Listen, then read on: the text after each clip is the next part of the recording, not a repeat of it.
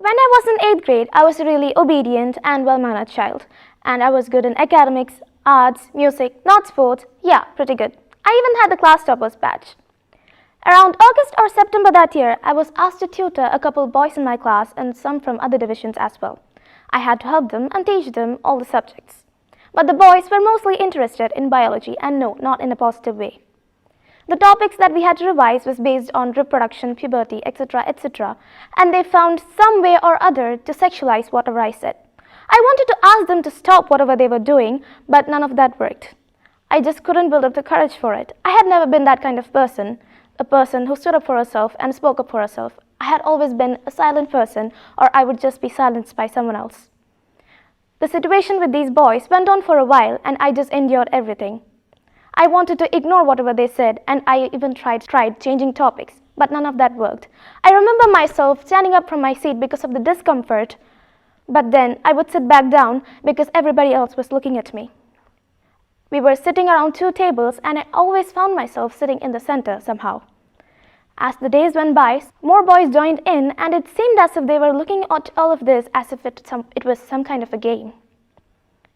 I wanted to talk about this with some adults, a teacher, a parent, someone, but I couldn't build up the courage for it. When I finally did, I talked to teacher number 1. And things went south so quick, I did not even realize what had happened until it was March and we were all quarantined. What had happened was that teacher number 1 talked about this to teacher number 2. She called me to talk to me. Well, not really talk. She seemed as if she wanted to create a fan fiction out of her students' lives. She was asking me inappropriate questions like, you have a crush on one of those boys, don't you? Or you enjoyed all of that, didn't you? It was pure torture to be around her. After some time, teacher number 1 called me again and she told me to go to the library. I went downstairs to the library and there I saw teacher number 3. I went ahead and sat in front of her as I was asked to, and she proceeded to make me cry by asking me weird questions. And I had to face questions like, if you didn't enjoy all of that, why didn't you tell us before? Or if you don't have a crush on one of them, why did you sit right there?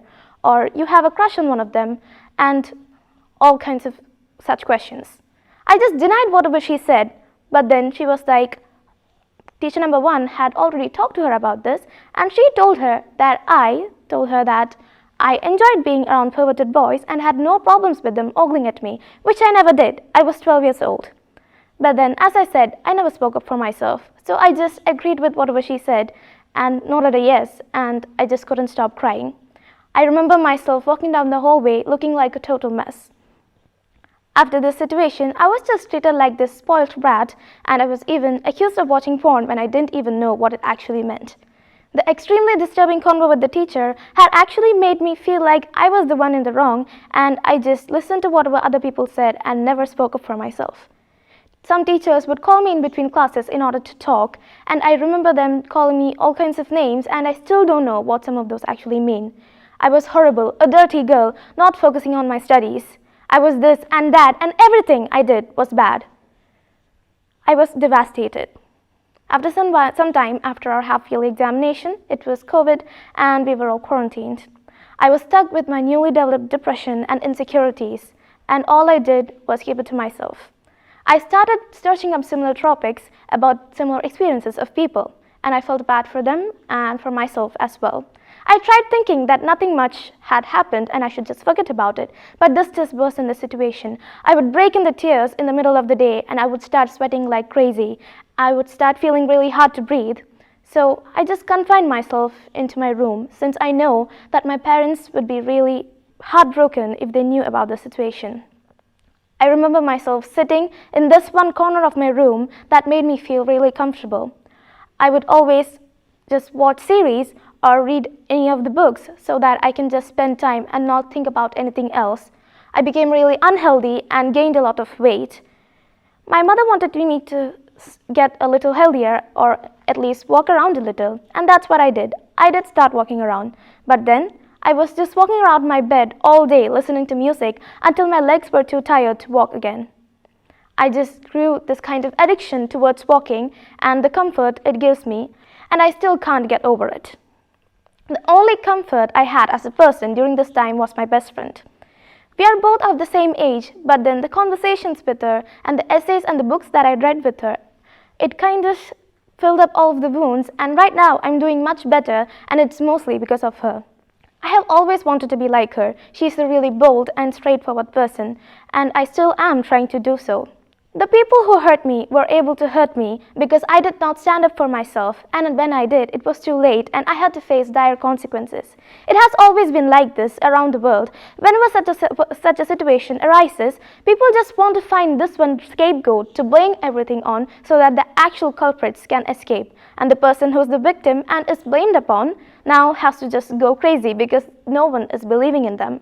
The only way you can just keep your minds from going crazy for the peace of your own minds is to just speak up about it. It isn't just about speaking. You could make art, write poems, write stories, publish essays, produce music, something that would help you express yourself and your feelings in its rawest and purest ways possible, so that you don't have to be this edited persona you present to other people because they are uncomfortable because of such topics.